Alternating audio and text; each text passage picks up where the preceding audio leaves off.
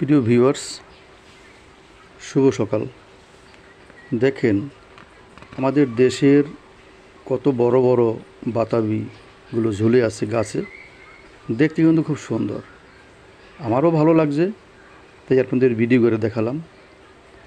এই জাম্বুরাগুলো কিন্তু অনেক সুস্বাদু। আষাঢ়, শ্রাবণ, ভাদ্র এই সময়ে এই বাতাবিগুলো বা জাম্বুরাগুলো আমাদের অঞ্চলে পাওয়া যায়। কিছু কিছু জাম্বুরা ভিতরে থাকে লাল, আবার কিছু কিছু জাম্বুরা সাদা। লাল সাদা যাই হোক, খেতে কিন্তু বেশ সুস্বাদু। জানেন তো সবাই যে কাসন্ড দিয়ে মেখে অথবা লবণ দিয়ে মেখে তারপর মরিচ দিয়ে এগুলো আমরা খেয়ে থাকি। দেখুন এই যে জাম্বুরাটা কত বড়, এবং আরও কিন্তু বড় হবে। আরও কিছুদিন গাছে রাখলে আরও বড় হবে এবং ভিতরে লাল হয়ে যাবে, টকটকে লাল হয়ে যাবে। দেখতে যেমন সুন্দর, খেতেও সুন্দর।